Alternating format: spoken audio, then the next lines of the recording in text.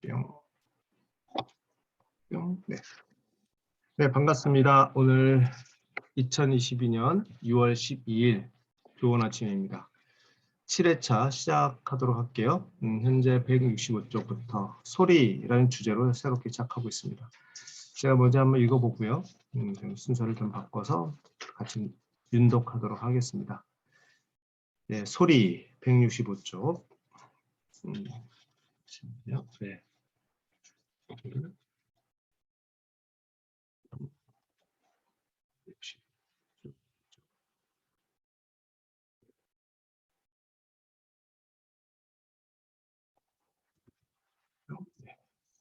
그러나 엄선된 고전이라도 체계만 한정하여 그 자체가 하나의 방언이자 지역어에 불과한 특정 언어로 쓰인 글만 읽는다면 우리는 모든 사물과 사건을 은유를 거치지 않은 채 직접 말하는 언어, 즉 의미가 풍부하고 표준이 되는 언어를 잊을 위험이 있다. 이 같은 언어는 수차례 공표되었지만 활자로 인쇄된 적은 거의 없다.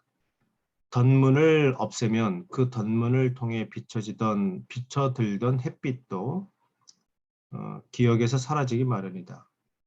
어떤 방법이나 훈련도 끊임없이 경계하는 태도보다 나을 수 없다. 제 아무리 훌륭한 역사, 철학, 시학, 강좌, 그리고 최고의 사회 공동체와 나무랄 데 없는 생활 방식이라도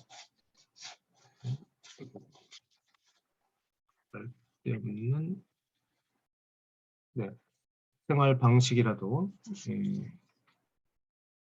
어디 있지? 네. 네. 반드시 보아야 할 것을 놓치지 않고 눈여겨보는 훈련에 비하면 그다지 중요하지 않다. 당신은 단순히 글을 읽는 독자나 학생이 되겠는가? 아니면 앞니를 내다보는 사람이 되겠는가? 166쪽으로 넘어가죠. 당신의 운명을 읽고 당신 앞에 무엇이 있는지 똑바로 보면서 미래를 향해 계속 나아가라. 숲에서 맞이한 첫 번째 여름에서 나는 책을 읽지 못했다. 나는 콩밭을 읽어왔다. 아니, 종종 그보다 더 나은 일을 할 때도 있었다. 정신적인 일이든 육체적인 일이든 일을 하느라 현재라는 순간의 아름다움을 희생하고 싶지 않을 때가 있었다. 나는 삶에 넉넉한 여백을 두고 싶다. 이따금 여름철이면 평소처럼 미역을 감은 뒤 햇볕이 잘 드는 문간에 앉아서 동트는 새벽부터 정오까지 아무런 방해를 받지 않은 채 끝없는 공상에 잠기곤 했다. 그럴 때면 소나무와 호두나무와 온나무를 비롯하여 고독과 정적이 나를 감싼 가운데 주변의 새들이 노래를 하거나 소리 없이 집 안을 들락거렸다.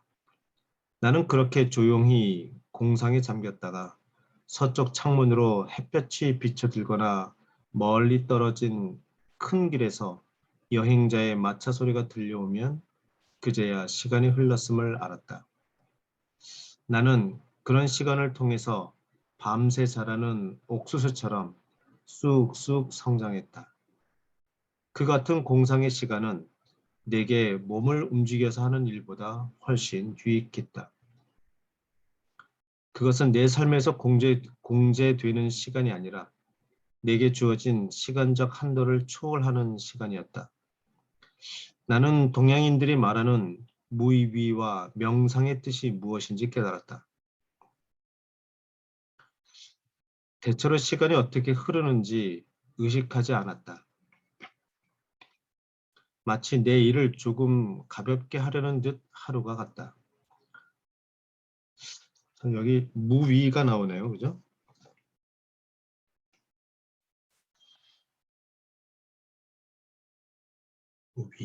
위, 할 위자가 어떻게 되죠?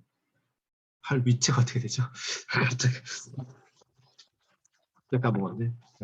맨날 썼던 단어들인데. 무위. 무위와 유위 이렇게 얘기하죠? 그렇죠? 네. 아, 그치. 이렇게 되는 거죠. 짜잔.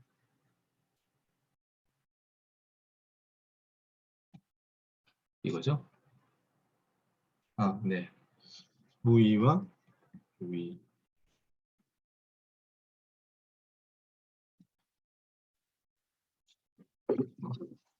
유위는 그 뭔가 자기적인 행동을 얘기하잖아요. 그래서 대표적인 게 이제 공자 또는 맹자, 그래서 뭔가 해라. 그러니까 잘 해야 된다. 그러니까 뭔가 하려고 할 때 잘 하는 어떤 방법들을 얘기한다면 무위는 약간 무위 이퀄 자연이라고 얘기할 정도로 그냥 냅둬도 된다. 뭐 약간 그런 철학이 좀 강하죠. 네, 그래서 뭐 순자, 노자 뭐 이런 쪽을 좀 가깝지 않나요? 아, 서로 입에서 무위라는 말이 나올 줄이야. 사실 상상을 못했었는데, 네. 이 무위는 그 시스템 사고 관점에서는 이제 밸런스 피드백에 되게 가깝습니다. 네. 그러니까 유위는 어떤 느낌이냐면 이제 창조하는 느낌이라면 무위는 무위, 그쵸? 무위는 좀 균형을 이루는, 그러니까 자연이 위대함은 그 스스로가 균형을 향해서 나아가고 있다는 거잖아요. 네. 그런 맥락에서 이제 밸런스 피드백에 좀 가깝고, 유위는 뭔가 새롭게 창조하고 생성하고 또는 멸망도 하거든요. 네, 그런 맥락에서 정말 강화 피드백과 너무 어울리는 표현들이에요. 네, 그래서 저는 이게 시스템 사고하고 이제 동양 철학하고 연결했을 때 되게 무위와 유위를 항상 눈에 밟히면서 어떻게 연결할까? 이게 말 되는데 이거 정말 깊이 들어가 말아. 예, 약간 문지방에서 더 들어갈까 말까 고민하는 약간 그런 입장이 좀 강해요. 네, 이게 도월 김용옥 선생하고 예전에 그 대우의 김우중 회장이 둘이 대담한 책을 대화라는 책으로 출판한 적이 있습니다. 여기에 도월 김용옥 씨가 이제 무위와 유위 철학에 대해서 막 김우중 회장하고 막 토론하는 내용이 좀 막 나오거든요. 그때 되게 감동적이었는데 갑자기 그 생각도 드네요. 일단 무위, 예, 갑자기 나왔습니다. 네, 계속 읽어볼게요. 네, 마치 내일을 조금 네, 방금 그 대목 다시 한번 읽어보겠습니다. 나는 동양인들이 말하는 무위와 명상의 뜻이 무엇인지 깨달았다.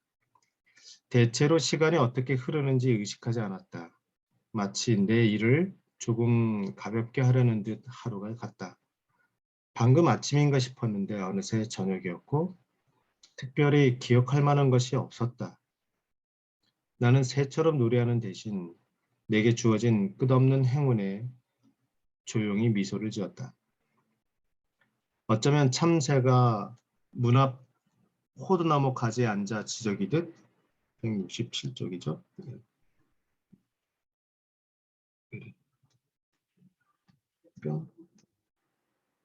네.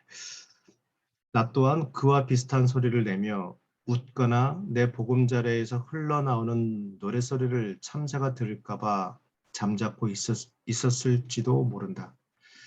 아무튼 내 하루하루는 이교도 신들의 이름이 붙은 요일도 아니었고 각주 199번을 보니까 이를테면 일요일은 로마 신화의 태양신 솔의 날이고 목요일은 북유럽 신화의 청둥신 토르의 날이며 금요일은 북유럽 신화의 사랑과 전쟁의 여신 프레아의 날이다. 이런 의미가 있었네요. 시간 단위로 잘게 나뉘어 째깍거리는 시계 소리에 안달하는 나날도 아니었다. 내가 프리인디언처럼 살았다는 뜻이다. 예, 각주를 볼까요? 200번 각주. 남아메리카 북부 해안과 브라질 동부에 살던 원주민 부족. 이들은 어제와 오늘과 내일을 한 낱말로 말한다. 다만 어제를 의미할 때는 뒤쪽을 가리키고 내일은 앞쪽을, 지금 지나가는 오늘은 머리 위를 가리킴으로써 뜻의 차이를 나타낸다. 예, 이게 이다 로라 파이퍼의 어느 여인의 세계 일주에 실린 글에서 나왔답니다. 참 별책도 다 읽어요. 네. 어쩌면 이 같은 삶이 마을 사람들에게 무척 게을러 보였으리라. 그러나 새와 꽃이 그들 나름의 기준으로 나를 심판했다면 크게 부족함이 없는 삶이라고 평가했을 것이다. 네. 이게 참 이렇게 또 대비가 되네요. 그러니까 마을 사람들이 나를 바라봤을 때의 기준, 그러니까 농업을 하는 사람 입장에서 나를 바라봤을 때의 기준은 저 사람들은 저 소로라는 사람은 저기서 뭐 하는 거야? 아무것도 안 하네. 아무것도. 그러니까 뭔가 일을 해야 되는데 안 하는 사람처럼 비치는 거죠. 이게 동양측에서 얘기하는 이제 유의 사장 입장에서 뭔가 해야 되는 거 아니야? 근데 왜 안 하지? 이거죠. 네. 근데 꽃과 새들의 입장에서는 시간이 이렇게 흘러가는 거야 원래. 근데 너는 야 우리보다 훨씬 낫네. 뭐 이런 식으로 바라본다는 거 아니겠어요? 참 아주 잘 만드네요. 네. 어, 우리 인간은 자기 내면에서 삶의 동기를 찾아야 한다. 확실히 그렇다. 자연의 하루는 지극히 평온하기 때문에 여간에서는 인간의 게으름을 나무라지 않는다. 네. 이제 뭐 이제 잠깐, 네. 홍지연 선생님 괜찮으세요? 네. 네, 좋습니다. 네. 167쪽. 네. 아, 네. 아니다. 오락거리를부터 하면 아, 네. 되죠. 그렇죠. 네. 네. 오락거리를 사교 모임이나 극장 같은 외부에서 찾는 사람들에 비해 내 생활 방식에는 적어도 한 가지 장점이 있었다. 요컨대 생활 자체가 즐거움이었고 늘 새로움을 띠었다. 마치 수많은 장면으로 구성되어 끝나지 않을 한 편의 드라마 같았다. 우리가 늘 최근에 배운 최선의 방법으로 생계를 꾸리고 생활을 조절해 나간다면 결코 권태에 시달리는 일은 없을 것이다. 누구나 타고난 천재성을 충실히 따르면 매 순간 새로운 전망이 눈앞에 펼쳐질 것이다. 집안일은 즐거운 소일거리였다. 마루가 더러워지면 아침 일찍 일어나 가구를 몽땅 문 밖에 풀밭에 내놓았다. 침대와 침대 프레임을 통째로 옮기고 마룻바닥에 물을 끼얹고는 호수에서 가져온 흰 모래를 뿌린 다음 마루가 깨끗하고 하얗게 될 때까지 빗자루로 북북 문질렀다. 마을 사람들이 아침 식사를 마칠 즈음이면 햇살에 집안의 물기가 잘 말랐고 나는 다시 안으로 들어가서 별다른 방해를 받지 않고 계속 명상에 잠겼다. 가재도구가 풀밭에 마치 집시의 보찜처럼 자그마한 무더기를 이룬 모습이며 책과 펜과 잉크가 그대로 놓인 세발탁자가 소나무와 호두나무 사이에 서 있는 모습을 보는 것도 즐거움이었다. 물건들도 밖에 나온 것을 좋아하고 다시 안으로 들이는 것을 싫어하는 듯 보였다. 이따금 나는 그 위로 차양을 치고서 거기에 앉아 있고 싶었다. 물건들의 햇빛이 내리쬐는 광경을 보고 자유로운 바람이 그 위를 스치고 지나가는 소리를 듣는 일도 보람 있었다. 익숙한 물건을 집 밖에 내놓고 보면 안에서보다 훨씬 흥미롭게 느껴진다. 새 한 마리가 바로 옆 나뭇가지에 앉아 있고 풀솜 나물이 탁자 밑에서 자라고 블랙베리 넝쿨이 탁자의 다리를 휘감고 솔방울과 밤송이 가시와 딸기나무 잎사귀가 여기저기 흩어져 있다. 가구들이 한때 그들 사이에 놓여 있었기 때문에 마치 그 형상들이 탁자, 의자, 침대 프레임 같은 우리 가구로 옮겨오는 것처럼 보였다. 내 집은 커다란 숲의 가장자리인 언덕 기슭에 있었다. 주변에는 어린 니기다 소나무와 호두나무가 우거지고 30m쯤 떨어진 곳에 호수가 있어 오솔길을 따라 언덕을 내려가면 그곳에 닿았다. 202의 각주를 보시면 원문은 6로드로 표기되어 있다. 1로드는 약 5m다. 6로드는 약 30m이지만 서로가 지은 집에서 호수까지 실제 거리는 60m가 넘는다. 다시 본문으로 가겠습니다. 집 앞 마당에는 딸기와 블랙베리, 풀솜나물, 물레나물, 미역취, 떡갈나무, 벚나무, 월귤나무, 땅콩이 자랐다. 5월이 끝날 무렵이면 벚나무의 짧은 줄기 주위에 원통 모양으로 부채꼴의 꽃들이 피면서 호수까지 이어진 오솔길 양쪽을 곱게 장식했다. 가을에는 벚나무 가지가 제법 큼지막하고 탐스러운 벚지의 무게를 이기지 못하고 아래로 늘어지며 빗살처럼 사방으로 퍼지는 화합 모양을 이루었다. 나는 자연의 경의를 표하는 의미로 벚지를 먹어보았는데 맛은 썩 좋지 않았다. 집 주변에 울창하게 자란 온나무는 내가 쌓아놓은 토담까지 뚫고 올라가서는 첫 해에 무려 150에서 180cm나 자랐다. 넓은 깃털 모양의 열대성 온나무 잎은 낯설면서도 보기 좋았다.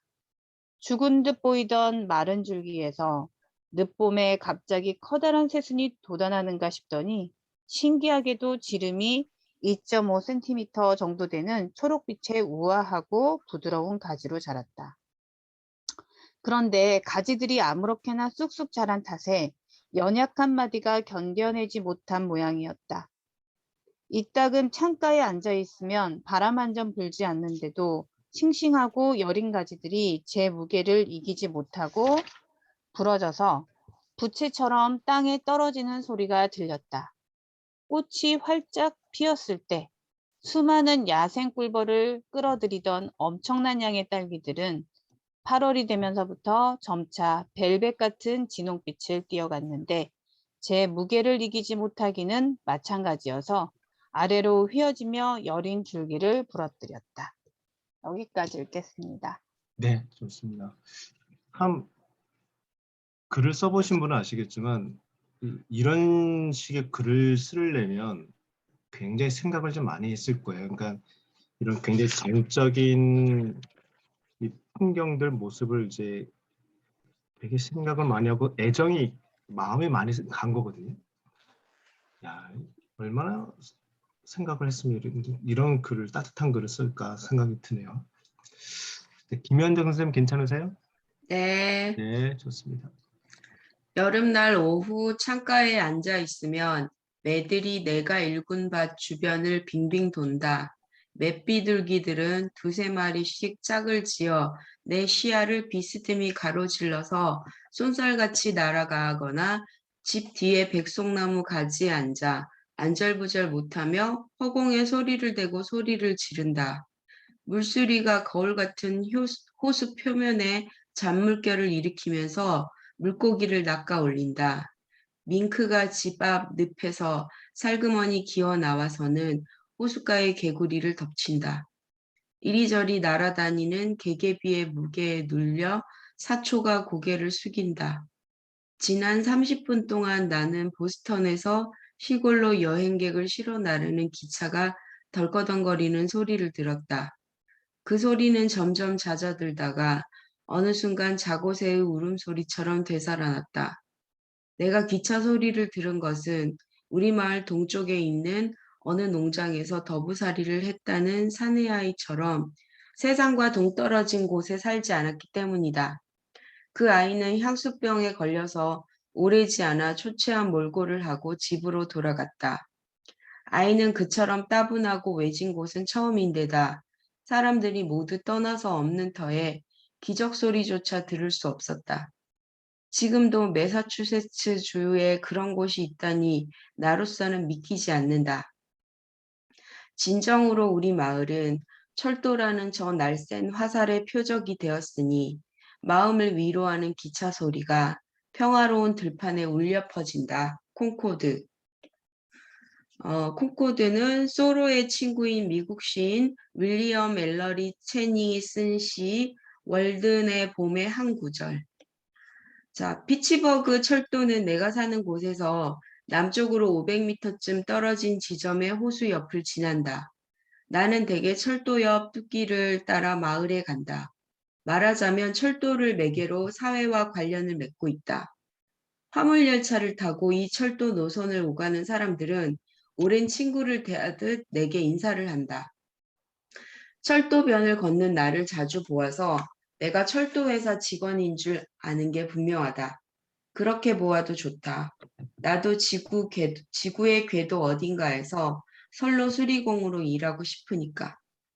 여름이든 겨울이든 기관차의 기적 소리는 농가의 마당 위를 미끄러지듯 나는 매의 울음소리처럼 내 숲을 뚫고 들어와 바쁘게 움직이는 많은 도시 상인들이 읍내로 들어오거나 모험적인 시골 장사꾼들이 그 반대쪽에서 올라오고 있다는 것을 내게 알린다. 그들이 같은 지평선 아래로 들어오면 서로 길을 비키라며 경고의 기적을 울리는데 이따금 멀리 떨어진 두 마을까지 소리가 울려 퍼진다. 주민 여러분, 식료품이 왔어요. 여러분이 먹을 양식이 왔다고요. 농사를 짓는 사람도 자급자족을 못하기 때문에 감이 필요 없다고 거절할 수 없다. 그 대신 시골 사람들이 탄 기차가 식료품값 여기 있소 하고 기적을 울린다. 이 기차는 성벽 파괴용 망치처럼 생긴 통나무를 싣고 도시의 성벽을 향해 시속 32km로 질주한다. 무거운 짐을 지고 허덕이는 성벽 안 사람들이 모두 앉기에 충분한 수위 의자도 실려 있다. 이렇게 시골은 거대하고 덜그럭거리는 공소나무로 도시의 의자를 건네준다. 토종 얼귤나무 언덕들이 벌거숭이가 되고 초원의 크랜베리는 샅샅이 걸어모아 도시로 보낸다. 면화는 도시로 올라가고 옷감은 시골로 내려온다. 견직물은 올라가고 모직물은 내려온다. 책은 도시로 올라가지만 책을 쓰는 현인은 시골로 내려온다. 여기까지 읽겠습니다. 네, 고맙습니다. 이주모 선생님 괜찮을까요? 네, 네. 읽겠습니다. 줄줄이 차량을 매달고 행성처럼 움직이는 기관차를 만났을 때, 아니 궤도가 원래 위치로 돌아오는 순환 곡선 같지 않은 데다 그 속도와 방향으로 계속 달리면 보는 사람으로서는 그것이 태양계로 다시 돌아올지 알 수 없기 때문에 행성이라기보다 해성이라고 말하는 것이 더 정확할 텐데, 아무튼 금빛과 은빛 소용돌이를 깃발처럼 뒤로 흘려보내고 내가 보았던 높은 하늘의 솜털구름 같은 증기를 햇빛을 향해 펼쳐 놓았을 때 기관차는 마치 여행하는 반신반인, 즉 구름 몰이꾼처럼 머지않아 석양의 하늘까지 자신의 제복으로 삼을 듯이 보인다. 그 204각주 보면 그리스 신 제우스와 힌두 신 인드라에게는 구름 몰이꾼이라는 별명이 있다. 둘 다 최고의 신이며 우레와 비를 주관한다. 이 찰마가 발굽으로 대지를 울리고 콧구멍으로 불과 연기를 내뿜으면서 우레 같은 콧김으로 언덕들을 뒤흔드는 소리를 들을 때면 사람들이 어떤 종류의 날개 달린 말이나 불을 뿜는 용을 신화 속에 새롭게 집어넣을지 모르지만 나는 이제야 이 지구가 그 안에서 거주할 자격이 있는 종족을 지니게 되었다는 생각이 든다. 삼라만상이 보이는 그대로이고 인간이 고귀한 목적을 위해 자연의 힘을 하인으로 부리는 것이라면 얼마나 좋겠는가. 기관차 위의 구름이 영웅적 행위로 인한 땀방울이고 농부의 밭 위에 떠 있는 구름처럼 인간에게 자비로운 것이라면 얼마나 또 좋겠는가. 그렇다면 자연의 힘과 자연의 여신도 즐거운 마음으로 인간의 사명에 동참하면서 인간을 보호할 것이다. 아침에 기차가 지나가는 광경을 바라보며 나는 해돋이를 볼 때와 똑같은 기분을 느낀다. 해돋이만큼이나 규칙적이기 때문이다. 기차가 보스턴을 향해 달리는 동안 뒤쪽에서 멀리까지 흔적을 남기면서 하늘에 닿을 듯 점점 높이 올라가는 증기구름은 태양을 잠시 가려서 먼 곳에 있는 내 밭에도 그늘을 들이운다. 증기 구름이 하늘을 달리는 기차라면 땅에서 떨어지지 못하는 기차는 날카로운 창끝이다. 철마의 마부는 말에게 여물을 주고 마구를 채우기 위해 이 겨울 아침에 산들 사이에 떠 있는 별빛을 받으며 일찍 일어난다. 또 일찍 불을 지펴서 철마의 생명의 열기를 불어넣는다. 이 일이 이른 아침만큼이나 무거워하면 얼마나 좋을까. 눈이 소복이 쌓인 날이면 그들은 철마에 설피를 신기고 거대한 쟁기로 산에서 해안까지 고랑을 판다. 철마는 쟁기 뒤를 따라가는 파종기가 고랑에 씨를 뿌리듯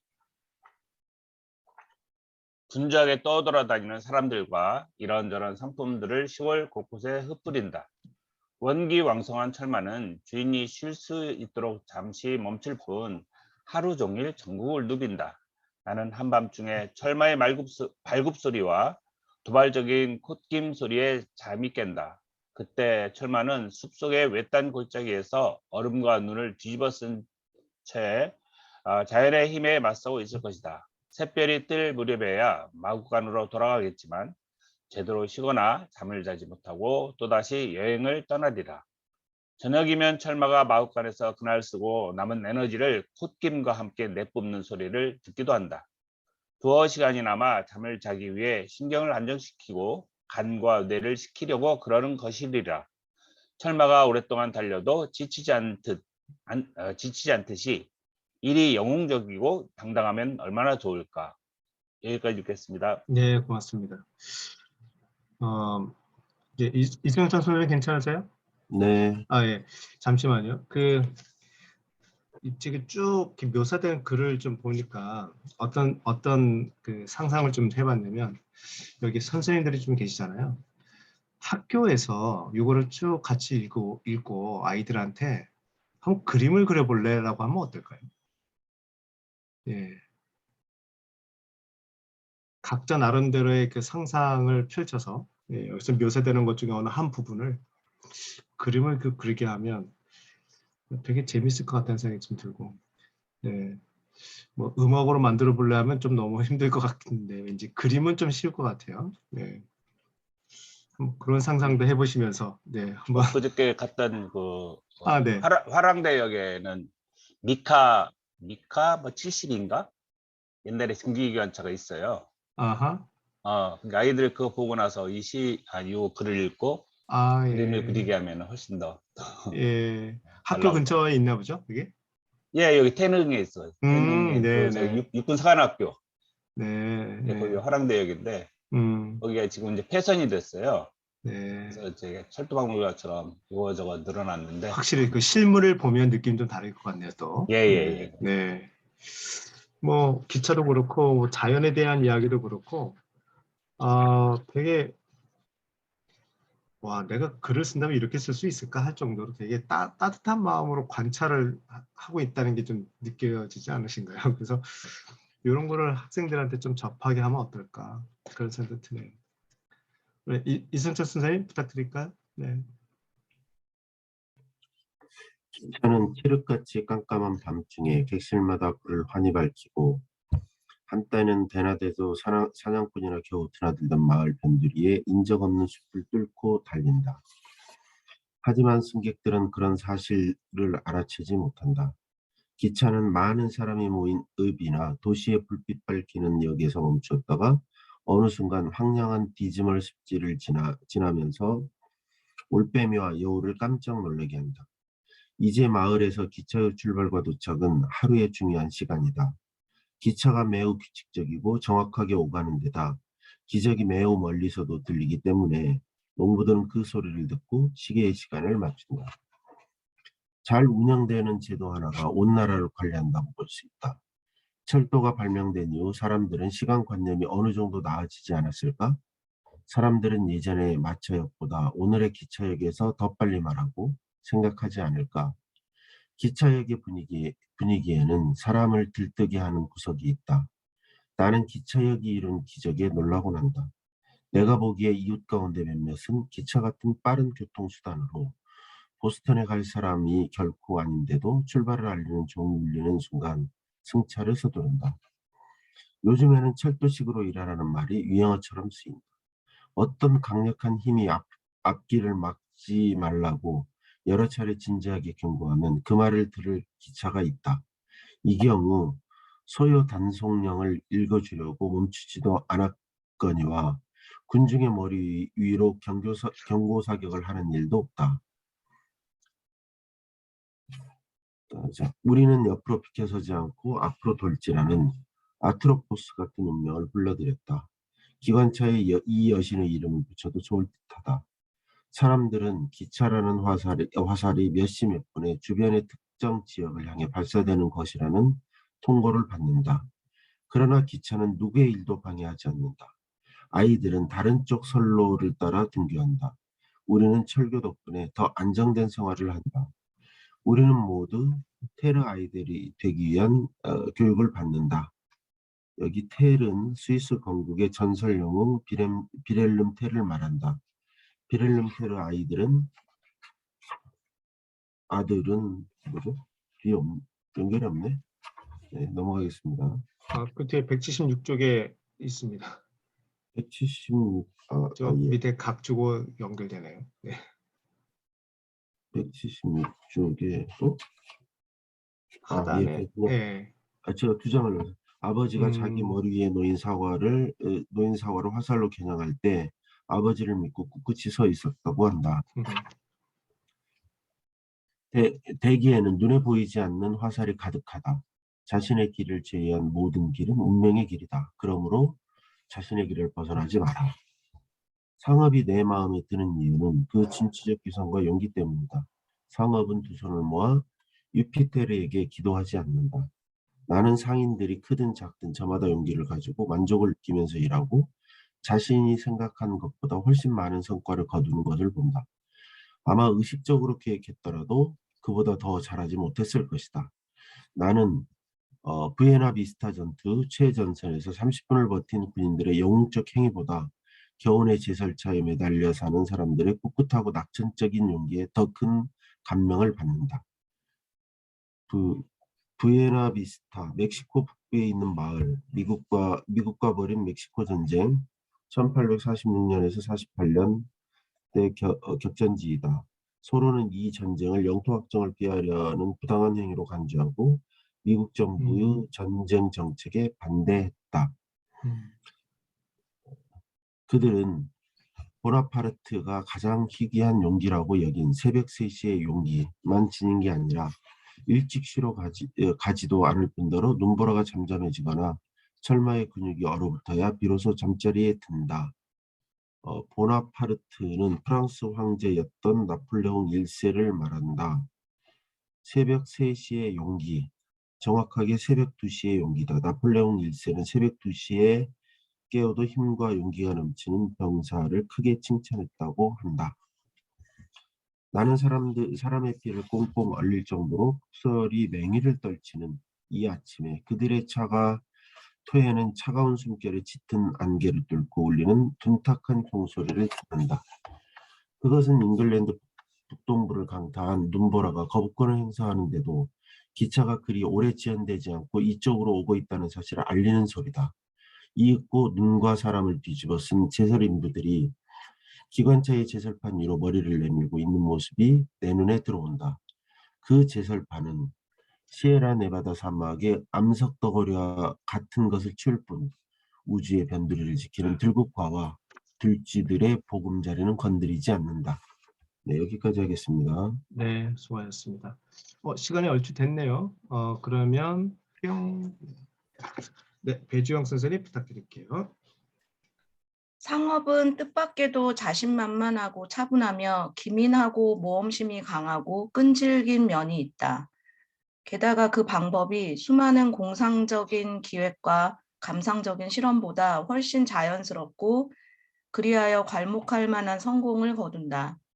화물 열차가 덜컹거리며 옆을 지나갈 때면 나는 왠지 모르게 기분이 상쾌하고 가슴이 뿌듯해진다. 그리고 롱워프에서 챔플레인 호수까지 내내 기차에 실려가는 화물의 냄새를 맡을 때면 낯선 이국의 땅과 산호초, 인도양, 열대기후, 광활한 지구가 머릿속에 그려진다. 챔플레인 호수는 롱어프는 아닌가요? 네, 롱어프는 보스턴에 있는 부두이고 챔플레인 호수는 미국 버몬트주와 뉴욕주의 경계를 이루면서 캐나다 퀘벡주까지 걸쳐 있는 호수다. 내년 여름에 수많은 뉴 잉글랜드 사람들의 옅은 황갈색 머리칼을 가려줄 종려나무 잎을 비롯하여 마닐라 삼과 코코넛 껍질, 낡은 밧줄과 마대, 고철과 녹슨 못들을 보면 내가 마치 세계의 시민이 된 기분이 든다.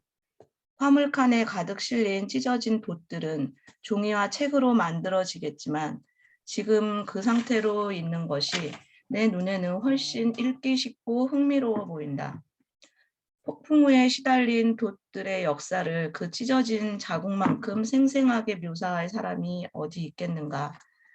그것은 더 이상 수정할 필요 없이 곧바로 인쇄할 수 있는 교정쇠다. 메인주의 숲에서 실린 원목이 지나간다. 지난번 홍수 때 바다로 떠내려가지 않고 남은 것들이다. 그때 떠내려가거나 쪼개진 원목 때문에 나무가 300m당 4달러나 값이 올랐다. 소나무와 가문비 나무와 삼나무 같은 원목은 1등급, 2등급, 3등급, 4등급으로 나뉘는데 얼마 전까지만 해도 모두 같은 등급으로 공과 사슴의 술록의 머리 위에서 바람에 흔들리고 있었다. 그 다음은 최상급인 토마스턴 석회가 지나간다.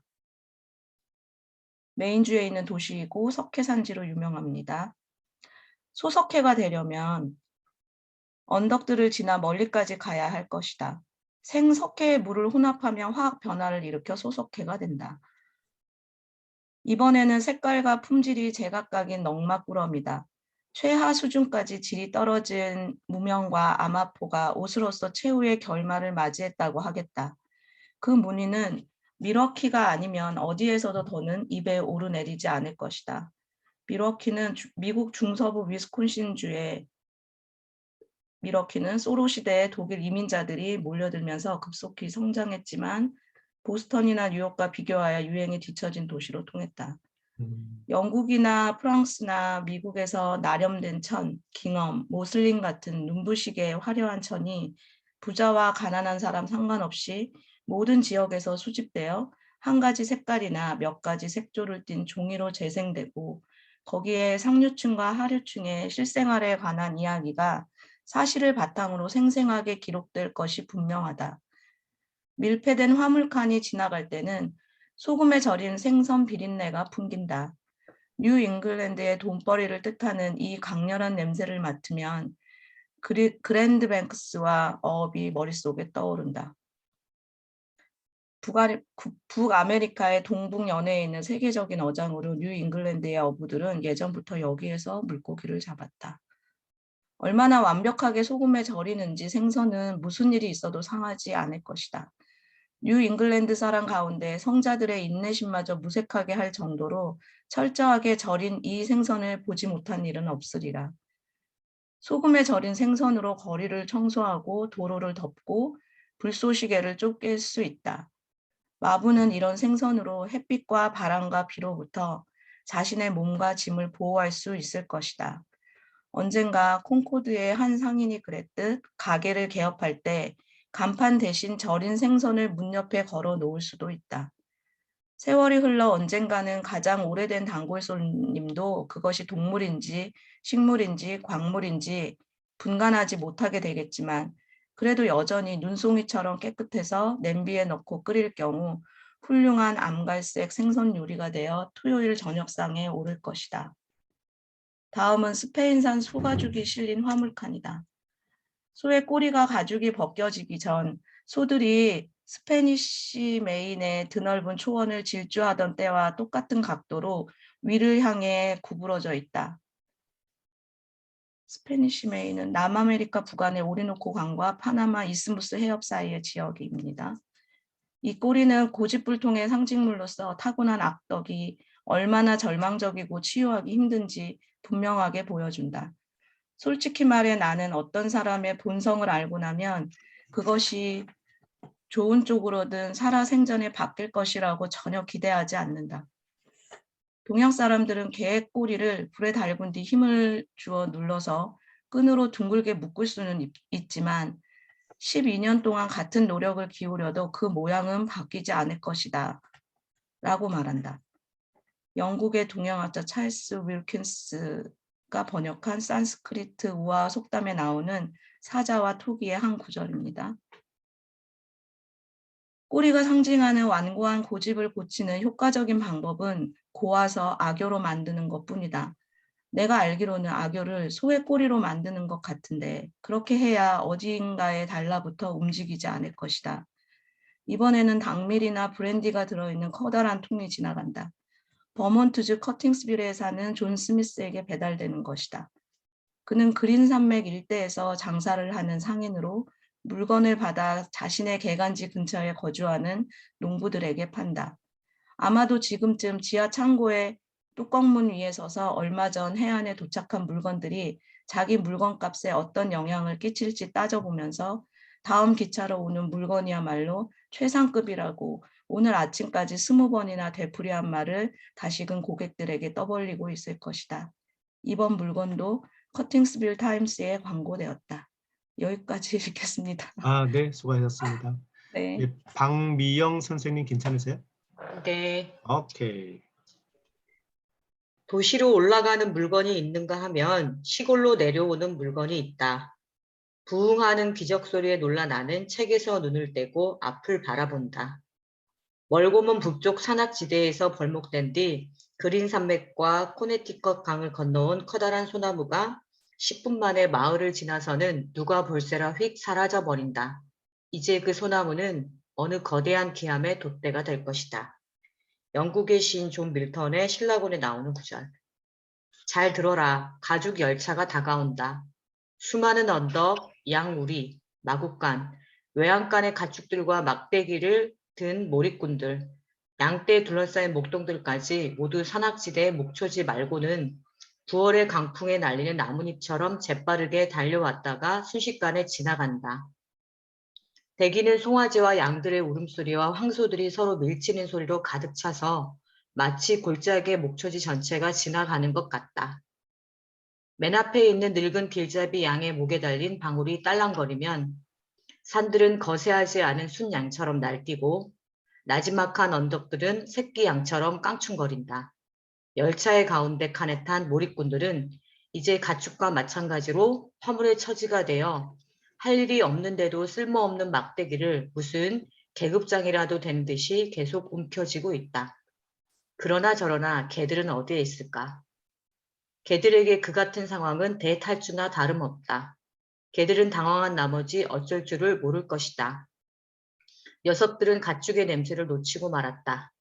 녀석들이 피터버러 구릉지 뒤에서 짖거나 그린 산맥 서쪽 등성이를 헐떡거리며 올라가는 소리가 들리는 듯하다. 피터버러 구릉지는 뉴햄프셔주 남쪽에 있으며 콩코드의 북서쪽에서 지평선을 이룬다. 다음 페이지.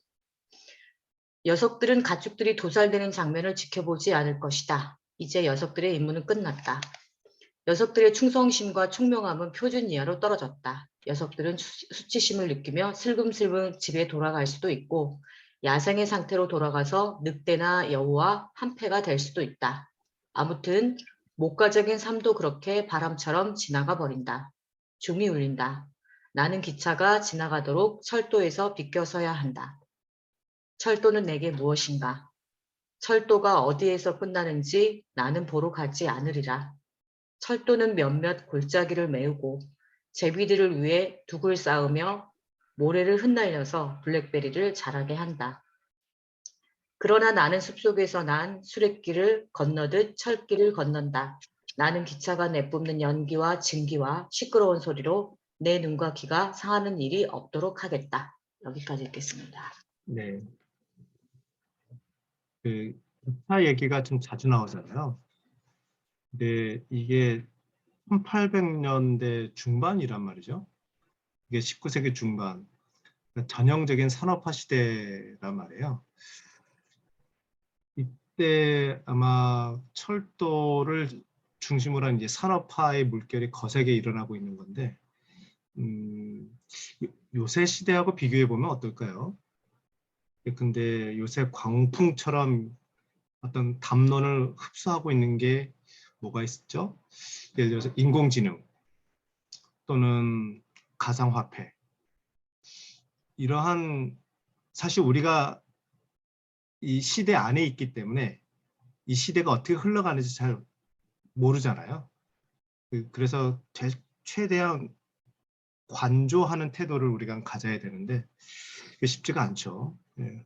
그런데 소로는 하버드까지 나온 사람이 그 시대의 광풍처럼 담론이 막 일어나게 만드는 이 철도, 철로, 산업화 이거에 대해서 한 발짝 물러나서 이렇게 관조하고 있다는 것이 참 계속 감탄하게 만들어요. 그래서 우리 시대를 우리가 관조하려면 어떻게 해야 될까? 그런 숙제를 계속 제 머릿속에서 떠나지 않게 되거든요. 뭐 그렇게 우리 시대하고 연결해서 생각해 보시면 어떨까 그런 생각도 듭니다. 우리 이제 노순진 선생님 괜찮으세요? 네. 네. 이윽고 기차가 지나가면서 분주하게 돌아가던 세상도 함께 지나가 버렸다. 호수의 물고기도 덜커덩거리며 지나가는 기차의 진동을 더 이상 느끼지 않으리라. 나는 어느 때보다 혼자라는 걸 느낀다. 남은 긴 오후 시간 내내 내 명상을 방해하는 것은 멀리 떨어진 간선도로를 덜컥거리며 오가는 마차나 마차를 끄는 짐승이 내는 희미한 소리뿐일 것이다. 가끔 일요일에는 종소리를 들었다. 링컨, 액턴, 베드퍼드, 콩코드 같은 마을에서 바람을 타고 들려오는 은은한 감미로운 종소리는 야생의 세계로 들여와도 좋을 자연의 선율이다. 꽤 먼 거리의 숲을 넘어오는 탓에 종소리에는 마치 지평선의 솔잎이 하프의 줄을 튕긴 듯한 진동음이 배어있다. 아주 멀리 떨어진 곳에서 들려오는 소리는 모두 하나의 똑같은 효과를 내는데 이를테면 우주의 수금을 켜는 소리 같다. 멀리 보이는 산등성이가 중간에 대기층을 통과하는 빛에 의해 하늘색을 띠어 우리 눈에 더욱 아름답게 보이는 것과 같은 현상이리라. 이때 내 귀에 들리는 것은 대기에 걸러진 선율이고 솔잎을 비롯한 숲의 모든 잎과 교류한 선율이며 자연의 힘에 의해 변조된 뒤 계곡에서 계곡으로 메아리치는 소리의 한 부분이다. 메아리는 어느 정도 독창적인 소리인데다 나름의 마력과 매력을 지닌다. 요컨대 메아리는 종소리에서 다시 울릴 만한 가치가 있는 소리의 반복된 울림인 동시에 부분적으로는 숲 자체의 목소리이기도 하다. 숲에 사는 요정의 속삭임과 노래가 담겨 있는 것이다. 저녁이면 숲 너머 지평선에서 암소의 울음소리가 감미롭고 아름답게 들려온다. 맨 처음 들었을 때는 언덕과 골짜기를 방랑하며 이따금 세레나데를 부르는 음유 시인의 목소리라고 생각했다. 그러나 계속 들으면 암소가 흔히 내는 자연스러운 소리라는 걸 알게 되었을 때 기분 나쁠 정도로 실망하지는 않았다. 젊은 음유 시인들의 노래가 암소의 울음소리와 비슷하다고 말했지만 비웃으려는 의도는 손톱만큼도 없다. 나는 단지 그 젊은이들이 부르는 노래의 가치를 인정한다는 사실을 표현하고 싶었을 뿐이다. 요컨대 그들의 노래는 자연이 내는 하나의 소리였다. 여름에 한동안은 저녁 기차가 지나간 뒤 7시 30분쯤 되면 어김없이 속독새들이 내 집 앞에 그루터기나 마룻대 위에 앉아 30분가량 저녁 기도를 읊조렸다. 매일 저녁 일정한 시각, 즉 해가 지고 5분 이내에 시계만큼이나 거의 정확하게 노래하기 시작했다. 나는 속독새의 습성을 알게 되는 흔치 않은 기회를 얻었다. 이따금 4~5마리가 숲 여기저기에서 동시에 노래했는데 희한하게 돌림 노래를 하듯 한 소절씩 잇따라 부르는 경우도 있었다. 아주 가까운 곳에서 노래했기 때문에 나는 속독새들이 한 음을 끝내고 꾸룩꾸룩 목을 가다듬듯이 내는 소리뿐 아니라 거미줄에 걸린 파리처럼 윙윙거리는 독특한 소리까지 들을 수 있었다. 당연히 몸집에 비례하기 때문에 윙윙거리는 소리는 파리보다 훨씬 컸다. 어쩌다 숲에 들어가면 속독새 한 마리가 몇 미터 떨어진 거리에서 마치 줄에 묶인 듯 내 주위를 빙빙 돌기도 했다. 아마 내가 녀석이 낳은 알 주위에 있었기 때문이리라. 아무튼 새들은 일정한 간격을 두고 밤새 노래했고 동이 트기 직전이나 동틀 무렵이면 언제나 선율이 실린 아름다운 노래를 불렀다. 여기까지 하겠습니다. 네, 고맙습니다. 노대현 선생님 괜찮으세요? 네, 제가 네. 읽겠습니다. 고맙습니다. 다른 새들이 조용해지는가 싶으면 맷 부엉이들이 순서를 이어받아 죽음을 애도하는 여인들처럼 우울루울루하고 태고의 울음소리를 낸다. 이 새들의 우물한 울음소리를 들으면 벤 존슨이 떠오른다. 각주 보겠습니다. 영국의 시인이자 극작가이자 비평가인 벤 존슨의 가면극 여왕의 가면에 나오는 마녀들의 노래가 떠오른다는 의미다. 영락없이 한밤중에 교활한 마녀들 같다. 맷부엉이들의 울음소리는 시인들의 정직하고 투박한 노래가 아니다. 장난기라고는 찾아볼 수 없는 지극히 엄숙한 무덤의 소국이고 동반 자살한 두 여인이 지옥의 숲에서 지난날 꿈만 같던 사랑의 고통과 기쁨을 추억하며 서로 위안하는 노래다. 그러나 나는 숲 언저리를 따라 울리는 맷부엉이들의 떨리는 듯한 울부짖음과 구슬픈 응답 소리를 듣는 것이 좋다. 그 소리를 들으면 이따금 음악이 그리고 노래하는 새들이 떠오른다. 마치 음악의 어둡고 눈물겨운 측면, 이를테면 노래 말고는 표현할 길 없는 회한과 탄식인 듯하다. 맷부엉이들은 타락한 영혼들의 비천한 정령이자 우울한 전조다. 이들은 한때 인간의 모습으로 밤마다 지상을 배회하며 사악한 짓을 일삼았고 이제는 죄를 지은 현장에서 탄식의 송가나 애절한 비가를 부르며 회개하고 있다.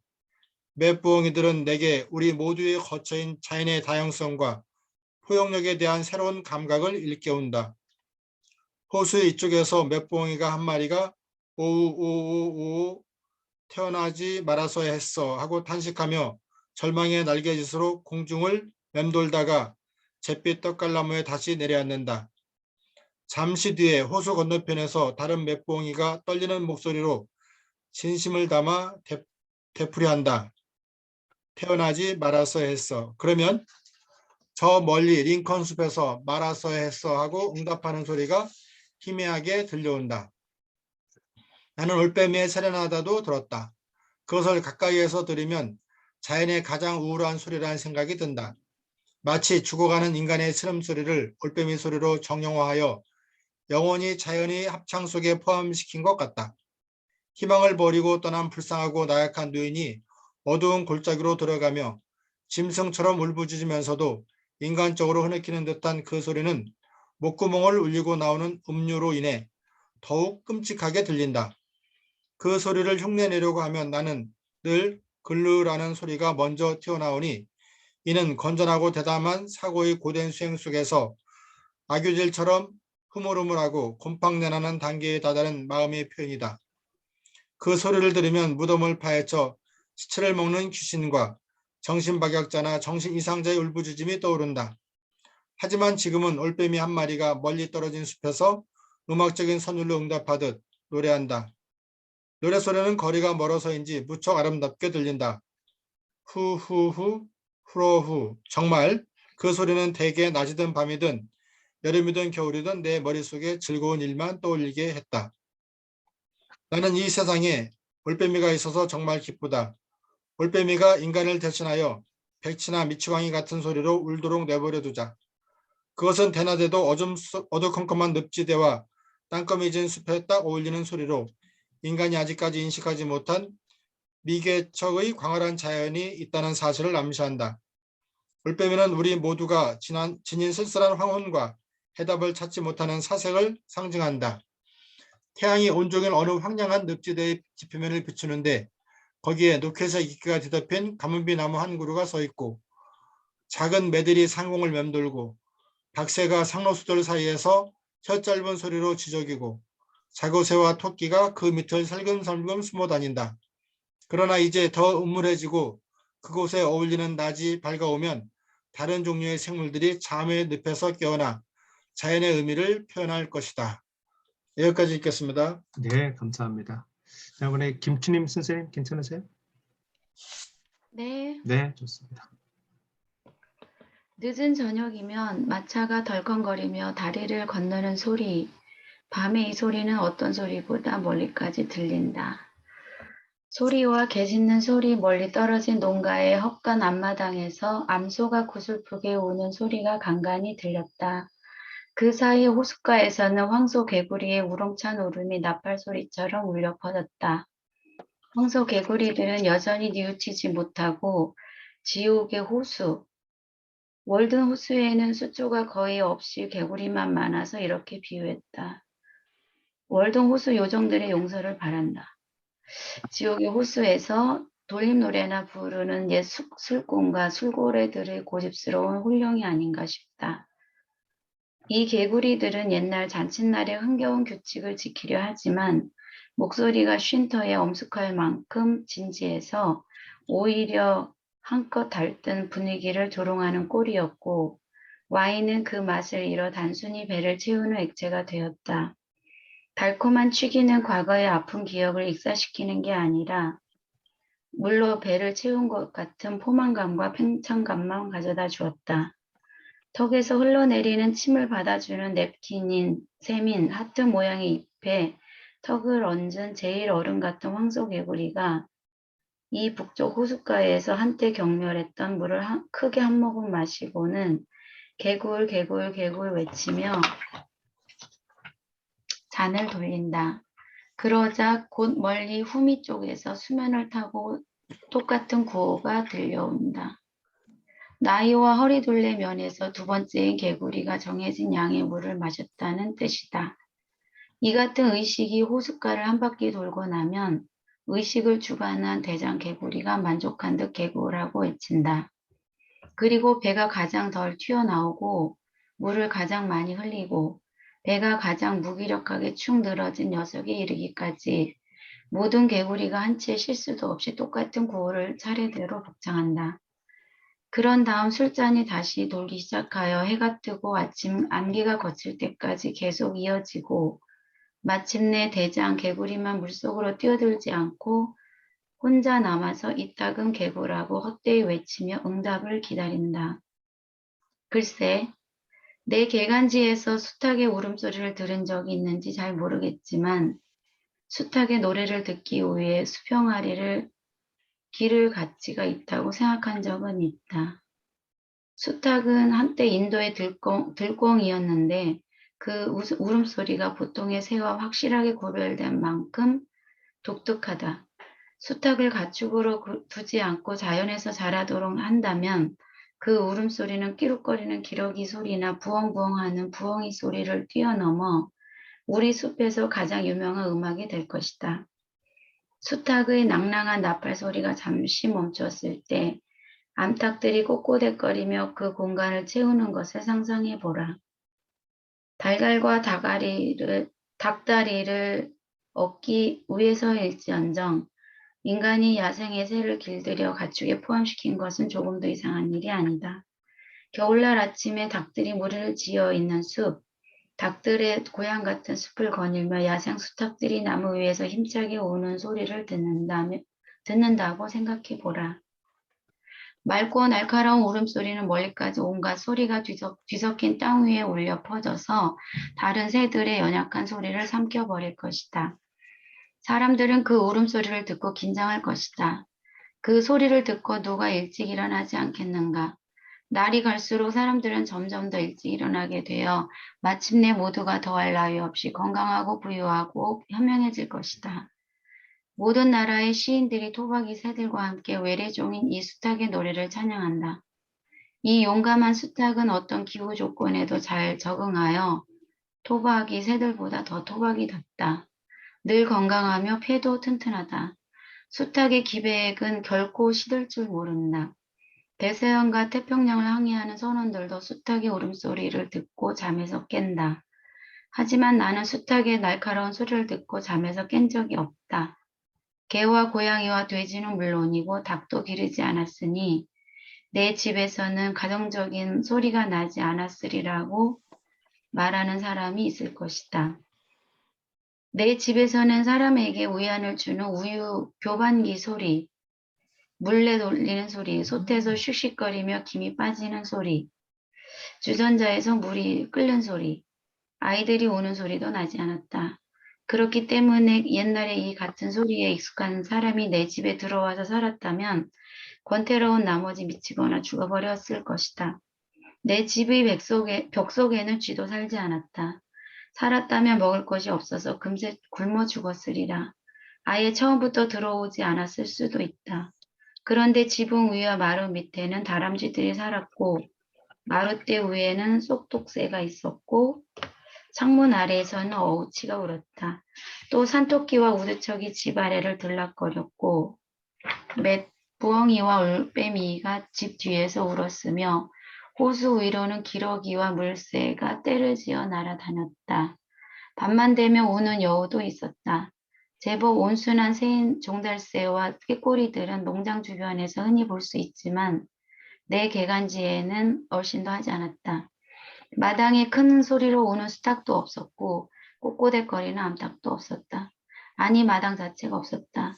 울타리 없는 자연이 문턱까지 바짝 다가와 있었다. 창문 밑에서는 어린 나무들이 자랐고 야생 옷나무와 블랙베리 넝쿨이 지하실 쪽으로 뿌리를 내리고 있었다. 소나무들은 억센만큼 튼튼하게 잘 자라서 가지가 지붕 너를 스치며 삐걱거리는 소리를 냈고 뿌리는 집 밑으로 계속 뻗어 내려갔다. 바람이 강하게 불면 날아가 버릴 석탄 나르는 양동이나 블라인드도 없었다. 집 뒤에 소나무가 바람에 부러지거나 뿌리째 뽑히면 그대로 땔감이 되었다. 어쩌다 폭설이 내려도 앞마당에서 대문에 이르는 길이 막히는 일은 없었다. 앞마당도 없고 대문도 없었기 때문이다. 내 집 주위에는 문명세계로 통하는 길 자체가 없었다. 네, 수고하셨습니다.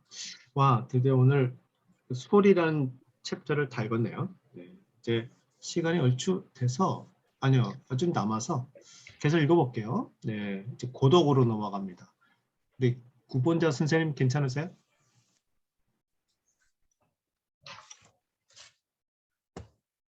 아니면 패스? 네. 아니면 곽순혁 선생님 괜찮으세요? 네, 읽겠습니다. 아, 네네네. 곽순혁 선생님. 네.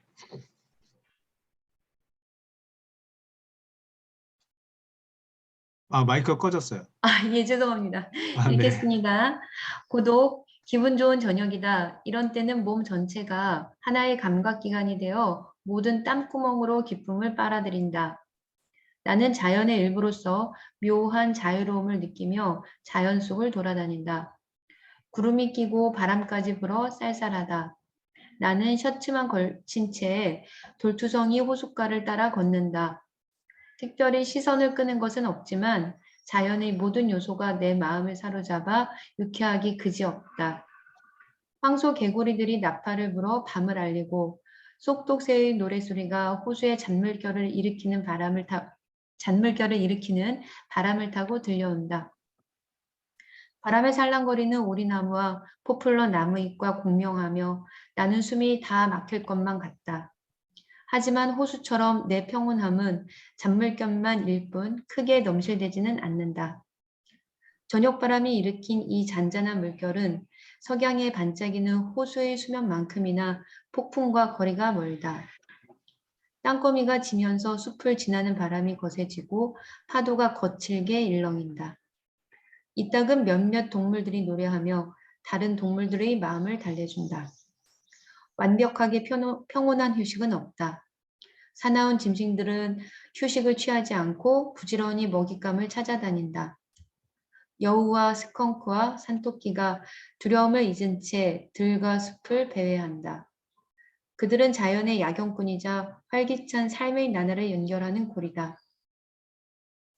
집에 돌아오면 손님들이 다녀가며 놓고 간 명함 아니면 꽃다발이나 상록수 가지로 엮은 화환이나 연필로 이름을 적은 노란 호두나무 잎이나 나무 조각을 발견한다.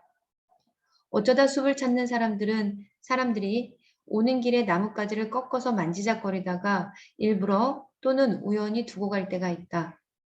누군가 버드나무 줄기의 껍질을 벗겨서 고리 모양으로 엮은 것을 탁자에 놓고 가기도 했다. 주변에 휘어진 나뭇가지나 풀잎이나 발자국을 보면 내가 없을 때 손님들이 다녀갔는지 어쨌는지 알 수 있었다. 또 떨어진 꽃잎이나 뽑아서 아무렇게나 내던진 한 움큼의 풀 같은 사소한 흔적을 본다든지 시가나 파이프 담배의 은은한 잔향을 맡고도 손님의 성별과 나이와 인품이 대충 짐작되었다. 심지어 파이프 담배 냄새만으로 300m 떨어진 큰 길에 나그네가 지나가는 것을 알아챈 적도 있다. 계속 읽을까요? 편하신 대로. 네. 우리 주위에는 대체로 넉넉한 공간이 있다. 지평선은 팔꿈치에 닿을 만큼 아주 가까이 있지 않다. 울창한 숲이 우리의 문간을 기웃거리는 일도 없고 호수도 마찬가지다. 그러나 우리는 얼마간 항상 땅을 개간한다. 그리하여 길들이고 황폐하게 만들며 어떤 식으로든 차지하고 울타리를 쳐 자연을 개척한다. 무엇 때문에 나는 내게 임으로 맡겨진 이 광활한 땅, 인적조차 드문 몇 제곱킬로미터의 숲을 운둔 생활을 위해 차지하고 있다는 말인가? 가장 가까운 이웃도 2km 정도 떨어져 있는 데다 언덕 꼭대기에 올라가지 않으면 내 집을 중심으로 800m 내에 어떤 집도 보이지 않는다. 나는 숲과 경계를 이루는 지평선까지 땅을 독차지하고 있다. 지평선 한쪽으로는 멀리 호숫가를 지나는 철도가 보이고 다른 한쪽으로는 숲의 오솔길과 접한 울타리가 보인다. 하지만 내가 사는 곳은 대초원만큼이나 적막하다. 뉴 잉글랜드인데 아시아나 아프리카에서 사는 기분이 든다. 말하자면 내게는 나만의 해와 달과 별이 있으며 나만의 작은 세계가 있다. 밤에는 내 집 앞을 지나가거나 문을 두드리는 나그네도 없었다. 내가 이 세상 최초의 인간이거나 마지막 인간이어도 이보다 더 고독하지는 않았을 것이다. 다만 봄에는 이따금 메기를 낚으러 오는 마을 사람들이 있었다. 이들은 어둠을 미끼로 자기들만의 월든 호수에서 메기보다는 마음을 낚았던 게 분명하다. 대개의 경우 세상을 어둠과 내게 남긴 채 빈 바구니를 들고 돌아갔으니까. 그 덕에 밤의 검은 알맹이가 사람의 접근으로 더럽혀지는 일은 일어나지 않았다. 내가 보기에 마녀들이 모두 교수형을 당한 데다 기독교와 양초가 널리 보급되었는데 여전히 사람들은 어둠을 두려워하는 듯하다. 여기까지 읽겠습니다. 네, 고맙습니다. 최옥현 선생님 혹시 괜찮으세요? 네, 괜찮습니다. 오케이. 근데 잘 괜찮게 들리시나요? 이어폰이 아니라. 좋아요. 네. 좋아요. 네. 그러나 나는 이따금 가장 다정하고 상냥하며 가장 순수하고 호의적인 친구를 다름 아닌 자연계의 만물 속에서 발견할 수 있음을 경험했다. 심지어 가련한 염세주의자와 지독하게 우울한 사람의 경우도 마찬가지다. 자연의 한복판에 살면서 자신의 감각을 잃지 않으면 아무런 우울증에 걸릴 리 없다. 건강하고 순수한 귀에는 어떤 폭풍우도 그대로 들리지 않고 아이올로스의 노래로 들릴 것이다. 어떤 것도 소박하고 용감한 사람을 저속한 슬픔으로 내몰 권리가 없다. 사계절과 우정을 나누는 동안은 어떤 것도 내 삶을 힘겨운 짐으로 만들지 못한다고 믿는다. 오늘 내 콩밭을 적시고 나를 집안에 붙들어매는 보슬비는 따분하고 우울한 비가 아니다. 콩만 아니라 나한테도 이로운 비다. 비가 내려서 콩밭에 김을 매지 못하지만 비는 김을 매는 것보다 훨씬 가치 있다.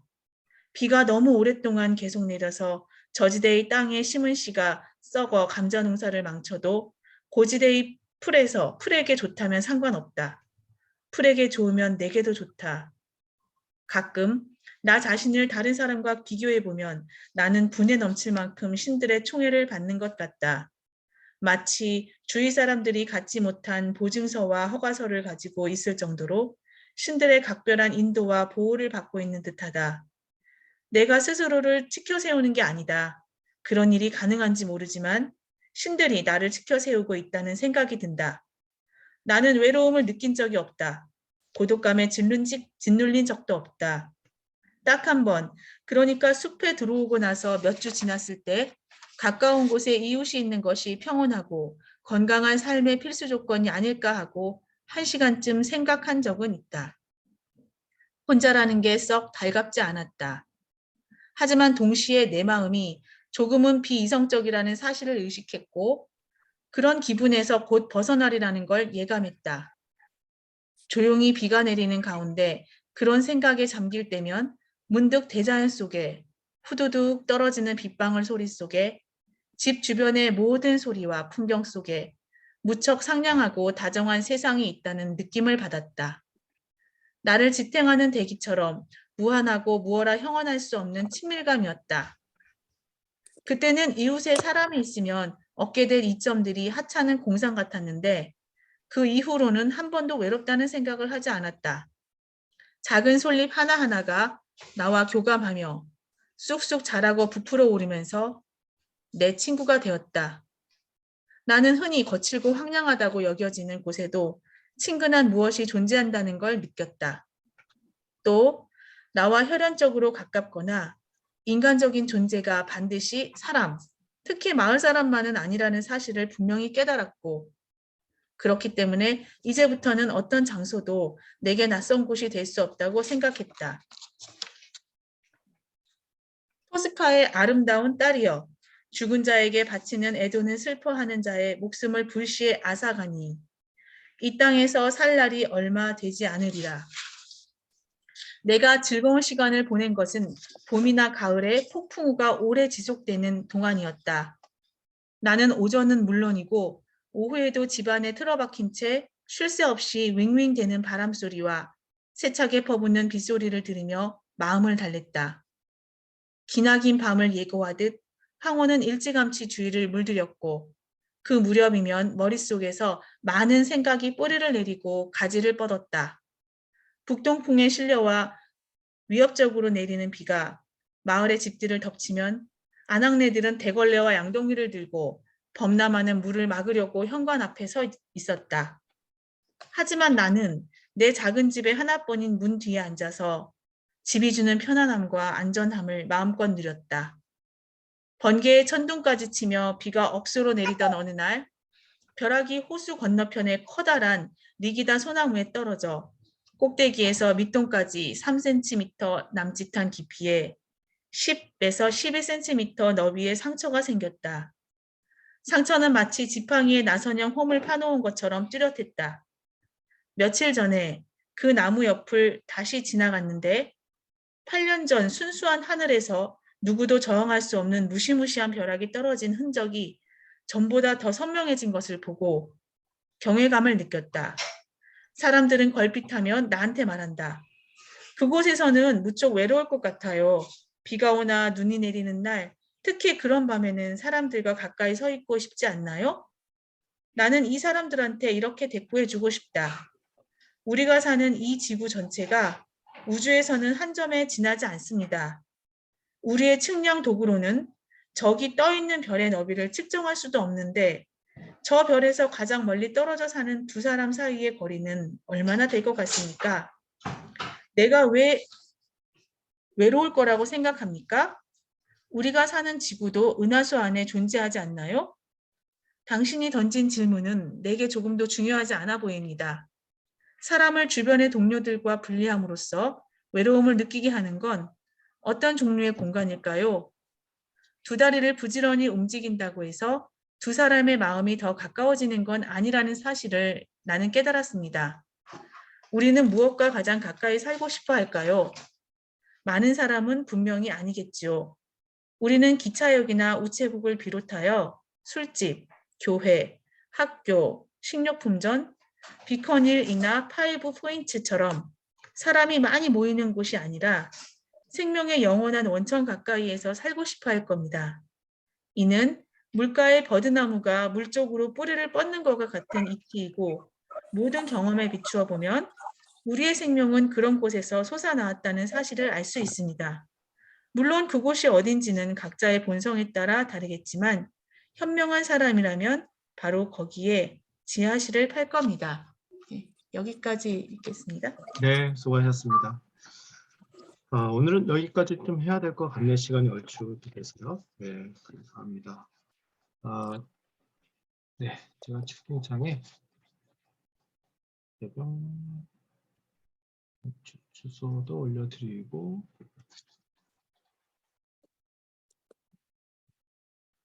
네, 채팅창에 우리 홈페이지 올려드렸는데요. 거기에 생각 나누기 클릭해 주시면 고맙겠습니다. 태옥현 선생님은 한번 낭독 한번 해보시죠. 따로 목소리가 네. 괜찮으신데요. 지금 시스템이 이어폰을 쓰신 거예요? 아니요, 이어폰 안 쓰고 뒤에 소음이 있어서 조금 걱정했는데, 예. 괜찮았어요. 네. 그냥 PC인가요? 네네, 지금 노트북 연결시켰습니다. 예. 소리가 꽤 깨끗하게 잘 들려서 궁금해요. 다행이네요. 예. 네. 오케이.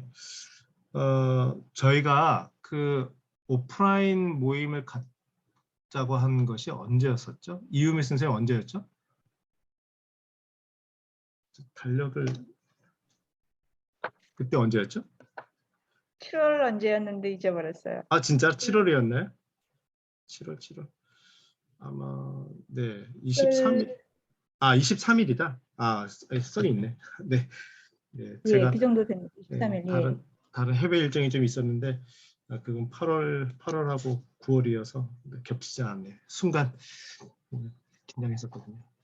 7월 23일입니다, 여러분. 네, 기억해 주시고요. 예, 이 모임을 위해서 저희 우즈베키스탄에서도 오신다고 하니까 비워두시기 바랍니다. 네, 그러면 오늘은 이 정도 하고요. 일단 슬슬 공감 노트에 좀 써보시고 또 아니면 이제 마이크 켜고 혹시 나누고 싶은 말씀이 있으시면 편하게 좀 말씀해 주셔도 좋을 것 같습니다. 여기까지 이렇게 해서 진행하도록 할게요. 네.